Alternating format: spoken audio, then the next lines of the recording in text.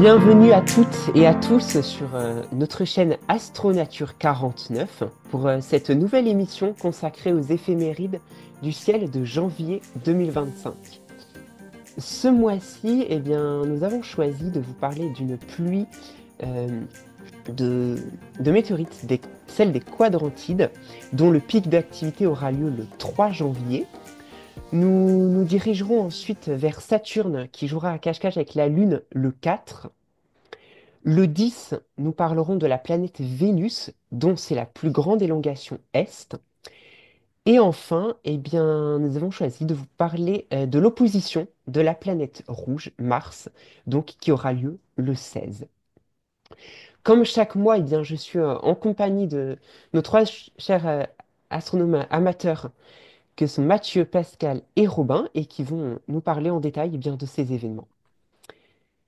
À commencer par cet événement du 3 janvier, le pic d'activité de l'essaim des Quadrantides. Et donc, je me dirigeais vers Mathieu qui va pouvoir nous détailler cette pluie d'étoiles filantes. Oui, c'est un des essaims les plus forts de l'année, mais outre le fait qu'il n'est observable qu'au cœur de l'hiver, c'est la courte durée de son pic qui peut être pénalisant. Là où en fait le pic des Perséides d'Août dure 2 jours, celui des Quadrantides ne dure que 8 heures, dans une unique fenêtre de tir dans la nuit du 3 au 4 janvier. Alors leur activité s'étend pourtant du 28 décembre au 12 janvier, mais en dehors du pic, l'activité est nettement plus faible. Un pic qui peut atteindre une centaine de météores par heure, mais dont les météores sont en même temps assez faibles, avec des magnitudes apparentes moyennes comprises entre plus 3 et plus 6, donc plus ou moins à la limite de visibilité de l'œil nu. Pas si spectaculaire pour un observateur visuel lambda. Alors, Quadrantide, pourquoi Quadrantide?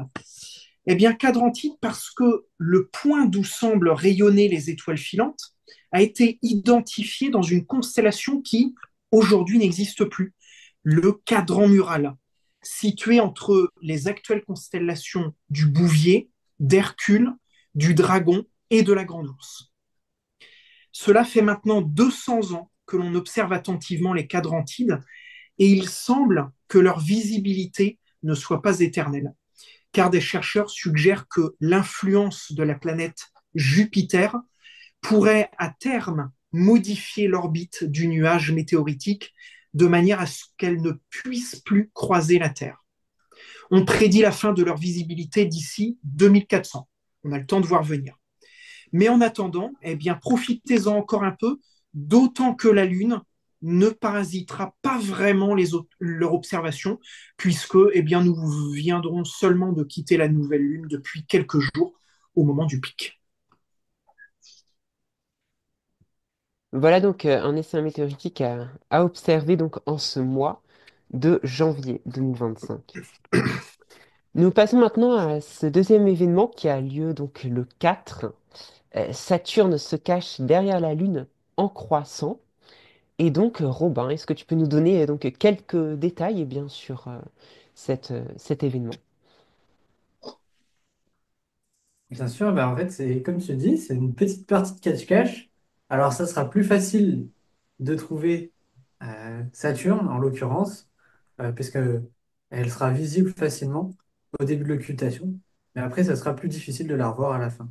Je vais expliquer de quoi il s'agit. En fait, le 4 janvier, on aura l'opportunité d'observer une occultation de la planète Saturne par notre satellite naturel, la Lune. La Lune. Et ça va être assez intéressant puisque c'est pas un événement qui a lieu assez souvent finalement. Ça va être vraiment un événement très très sympathique.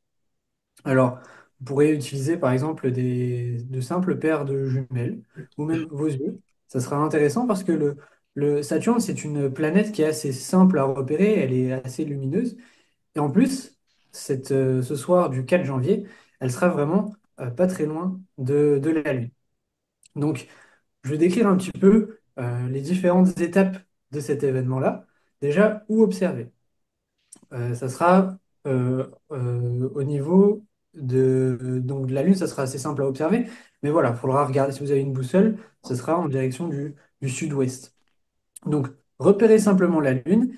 Et une chose aussi essentielle pour observer correctement cet événement, c'est de se pointer au bon moment, hein, parce que Saturne sera caché à un certain temps et sera visible à un certain temps aussi. Donc, le plus intéressant, c'est d'utiliser une carte du ciel, alors ça peut être Sky Safari ou Stellarium, pour vraiment être le plus précis possible dans l'occultation. Parce que forcément, selon notre position géographique, les temps vont varier. Et vous allez voir que c'est vraiment très rapide, dans le sens où la Lune se déplace très rapidement dans le ciel, très rapidement, tout est relatif, mais comme elle n'est pas sur le plan de l'écliptique, elle orbite autour de la Terre, elle se déplace et son mouvement est perceptible au travers de la voûte céleste, au travers du ciel étoilé. En l'occurrence, elle se déplace à environ 0,5 degrés par heure, ce qui en équivaut, si on multiplie par 24, à 12 à 13 degrés par jour. Ça paraît pas beaucoup, mais en réalité, à partir du moment où on a un petit grossissement, que ce soit une paire de jumelles ou un télescope, ça devient assez conséquent. Ce déplacement, il est suffisant pour que, effectivement, la planète Saturne, qui est considérée, entre guillemets, comme immobile par rapport à la Lune, eh bien, se déplace. Donc voilà, en fait, c'est pas Saturne qui va bouger par rapport à la Lune, mais c'est la Lune par rapport à nous, observateurs sur Terre, qui va passer devant et va venir l'occulter. Alors à ce moment-là, la Lune, elle sera en premier croissant, environ 20% de luminosité, et ça sera aussi sympathique d'observer la Lune puisque ça sera une Lune cendrée. Donc voilà pour ça. L'occultation va commencer, alors moi je parle pour mon cas, dans le nord-est de la France, mais voilà, regardez des cartes du ciel. L'occultation va commencer dans la partie non éclairée de la Lune, vers 18h20, entre 18h20 et 18h30, selon où vous êtes en France. Mais voilà, pointez-vous de préférence avant 18h20 pour vraiment profiter de cet événement-là. Donc la durée de l'occultation va être inférieure à 1 heure, hein. On a dit que la Lune se déplace à 0,5 degrés par heure, mais ça c'est si effectivement Saturne passe exactement au centre de la Lune. En l'occurrence, elle va passer légèrement au-dessus, donc ça va durer moins d'1 heure. Voilà, ça va durer environ une quarantaine de minutes et la planète Saturne va ressortir du côté éclairé de la Lune vers 19h10. Donc là, ça sera un peu plus compliqué à l'observer puisque le contraste sera moins saisissant. Mais si vous pouvez utiliser un télescope ou une paire de jumelles, repérez le cratère Petavius dans la partie lunaire. Alors voilà, si vous connaissez un petit peu les cratères, ça vous aidera. Sinon, n'hésitez pas, encore une fois, à vous aider d'une carte du ciel pour vraiment préparer le moment où Saturne va effectivement sortir de la Lune. Voilà, nous voilà donc bien préparés à pouvoir observer cet événement. Maintenant, eh bien, nous avons le 10, la plus grande élongation est de la planète Vénus. Et donc, eh bien, Pascal, peux-tu nous en parler? Il y aurait beaucoup de choses à dire de Vénus, hein. Vénus, c'est certainement la planète la plus fascinante de notre système solaire. Déjà parce que donc c'est la deuxième, elle ressemble énormément en fait à la Terre, parce que finalement, il n'y a que 600 kilomètres de différence quant en fait à son diamètre. Et elle est d'ailleurs appelée souvent la jumelle même de la Terre. Alors, le 10 janvier 2025, effectivement, un événement génial va se produire dans le ciel. Vénus, que l'on appelle aussi l'étoile du soir, va atteindre sa plus longue élongation, enfin sa plus grande élongation est. Alors, ça veut dire quoi? C'est quoi une élongation? Eh bien, c'est tout simplement quand Vénus va être le plus loin du Soleil dans le ciel pour nous qui sommes sur Terre. Ça veut dire quoi? Eh bien, ça veut dire qu'elle sera super facile à observer juste après le coucher du soleil. Et ce sera d'ailleurs l'un des meilleurs moments de l'année pour la voir. Alors la question qu'on peut se poser, c'est pourquoi Vénus va briller autant? Eh bien, comme on l'a dit, Vénus est la deuxième planète du système solaire. Elle est entourée de nuages très épais. Et ces nuages vont agir un peu comme un miroir géant en fait, qui va refléter la lumière du Soleil. Résultat, eh bien, elle va devenir extrêmement lumineuse, un véritable spot, même plus brillante que n'importe quelle étoile. Et en ce 10 janvier, eh bien, Vénus aura une magnitude de -4,4. On rappelle que plus un objet a une valeur négative, plus cet objet en fait est brillant. Et à ce moment-là, eh bien, elle sera située à 47,2 degrés à l'est du Soleil dans le ciel. Et ça va déterminer en fait un angle parfait pour l'observer sans qu'elle soit masquée en fait par l'éclat du Soleil. Alors, à quoi elle va ressembler? Eh bien, à l'œil nu, Vénus va apparaître comme un point blanc très brillant. D'ailleurs, si vous avez des jumelles ou un petit télescope, eh bien, vous allez pouvoir vous rendre compte que Vénus n'est pas complètement ronde. Elle va ressembler en fait à une sorte de demi-lune parce qu'elle est éclairée par le Soleil, un petit peu comme la Lune pendant son premier quartier. Eh bien, c'est comme voir une mini-planète avec ses phases, un phénomène super cool à observer pour comprendre que les planètes sont finalement des sphères éclairées par le Soleil, tout comme la Terre. Vous allez me dire comment bien observer ce phénomène. Eh bien, voici quelques astuces pour la repérer facilement.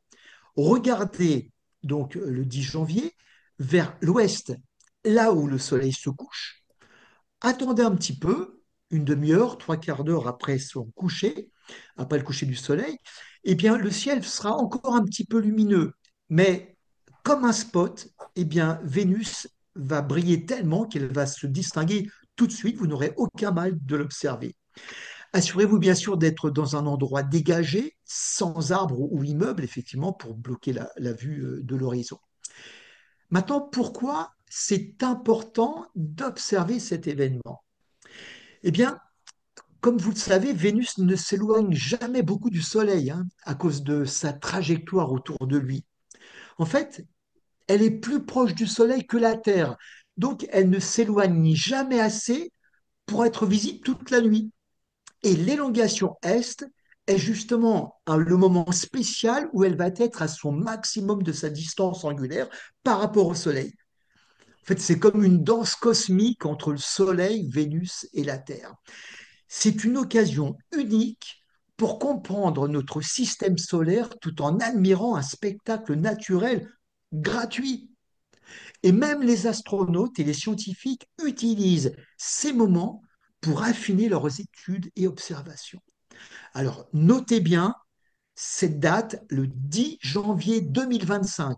Sortez, regardez le ciel et découvrez pourquoi l'astronomie est une fenêtre incroyable sur l'univers. Vous ne verrez pas seulement une lumière brillante, mais une planète sœur de la Terre avec toutes ses particularités. Et une de ses particularités, c'est que c'est la seule planète qui a une rotation rétrograde. Elle tourne dans l'autre sens par rapport à toutes les autres planètes. Merci de vos attentions et bon ciel étoilé à tous. Voilà, eh bien, merci beaucoup Pascal pour nous avoir détaillé cet événement. Et maintenant, nous allons pouvoir passer à ce dernier événement que nous avons choisi de vous parler. C'est le 16, donc en fait 4 jours après le passage de Mars au plus proche de la Terre, eh bien, la planète passe à l'opposition. Et donc, eh bien, Mathieu va nous donner quelques détails sur cet événement. Et les Gémeaux ne seront plus deux, mais trois en ce mois de janvier 2025. C'est à 67 degrés de hauteur qu'elle culminera en compagnie des étoiles Castor et Pollux, les têtes d'affiche de cette constellation des Gémeaux. Alors, une élévation qui ne suffira pas à faire oublier que cette opposition ne nous offrira qu'un petit diamètre apparent.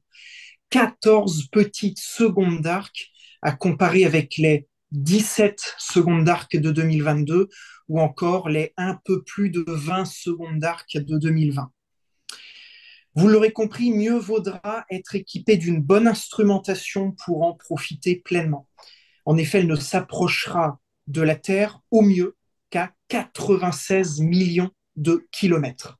Là encore, à mettre en comparaison avec les 55 millions de kilomètres de distance qu'elle est capable d'afficher lors des oppositions favorables.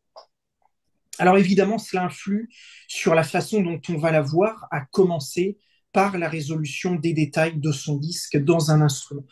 Voilà, ce qui nous amène à parler en fait de la configuration pour cette opposition de janvier 2025. Sachez tout d'abord que Mars est incliné à une inclinaison axiale de 25 degrés sur son orbite.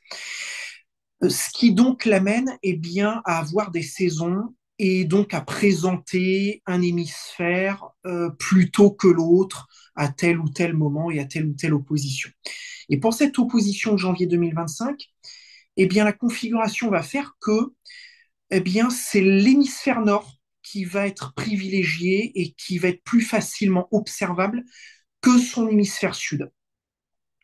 Lorsqu'on remonte un petit peu dans les oppositions précédentes, bien, en 2022, nous avions une configuration d'équinoxe. Les deux hémisphères nous étaient présentés à peu près de la même manière, de manière égale. Et puis en 2020 et 2018, c'était plutôt l'hémisphère sud qui nous était privilégié par rapport à l'hémisphère nord.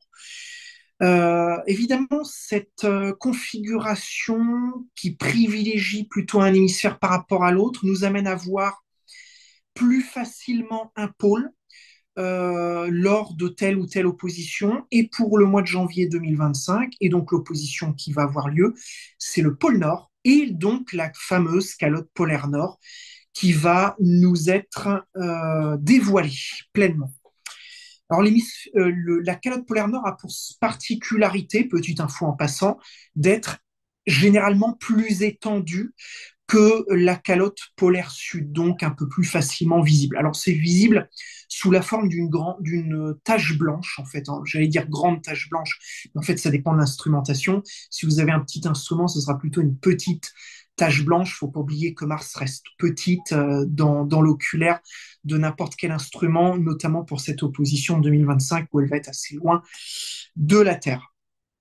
Voilà. Alors, cette calotte polaire, elle est visible avec un instrument de 100 mm d'ouverture. Plus gros, évidemment, vous permettra de dévoiler quelques détails supplémentaires. Mais 100 mm est suffisant pour dévoiler la calotte polaire qui sera donc visible. Alors, il n'y a pas que la calotte polaire à observer. Vous avez plein d'autres régions, plein d'autres formations propres à Mars qui peuvent être observées dans des instruments même modestes. Alors, bien, il existe des cartes qui vous permettent de visualiser en temps réel quelles grandes régions de Mars nous font face, quelles régions Mars nous présente à un instant donné. Alors, ça se trouve sur le net, ça se trouve également sur des applications, des logiciels planétarium qui vous montreront Mars en temps réel. Voilà. Alors, ça vaut pour l'observation visuelle, mais ça vaut également pour la photographie. Les mêmes avantages en visuel, s'appliquent aussi pour la photo. Quels avantages? Eh bien, l'avantage d'avoir une planète qui caracole à 67 degrés de hauteur, c'est quand même pas rien. Ça permet de se soustraire bien, à la dispersion atmosphérique, qui est quand même très forte, notamment plus un objet va être bas dans le ciel, plus bien, il va être sensible à la dispersion atmosphérique. Le fait que Mars soit à 67 degrés de hauteur, dans la plupart des instruments amateurs, bien, vous ne verrez quasiment pas de dispersion atmosphérique. Hein. Cette fameuse dispersion atmosphérique qui vous fait apparaître un côté de la planète comme ayant un liseré rouge, et puis l'autre côté, le côté opposé, comme ayant un liseré bleu. Voilà, c'est le décalage des couches couleurs, en fait, qui est généré par l'atmosphère qui agit un peu comme un prisme, finalement. Donc, vous allez pouvoir vous passer du fameux accessoire que l'on présente souvent comme indispensable, qui est le correcteur de dispersion atmosphérique. Alors, premier avantage. Deuxième avantage, c'est que les turbulences atmosphériques vont en général être moins fortes. Du fait, là encore, de la hauteur par rapport à l'horizon, mais également dû au fait que nous sommes en plein cœur de la saison hivernale sous nos latitudes.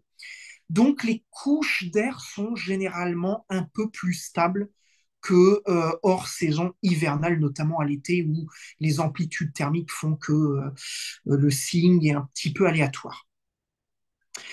Alors, maintenant, explorons les longueurs d'onde spectrales. Alors, sachez que l'infrarouge, si vous avez un filtre infrarouge dans vos accessoires, est inutile, en fait, pour les raisons que l'on vient d'évoquer, le fait de la hauteur de Mars sur l'horizon, le signe qui est relativement peu sensible dans cette configuration-là, et puis le fait également qu'on n'observera pas grand-chose de plus en infrarouge que dans la lumière visible. Donc autant imager en lumière visible, vous aurez une meilleure résolution, un meilleur piqué que dans l'infrarouge. Voilà. Par contre, de l'autre côté du spectre visible, ça devient intéressant, notamment si vous avez un filtre bleu ou bien un filtre W47 qui est un filtre violet ou bien un filtre UV.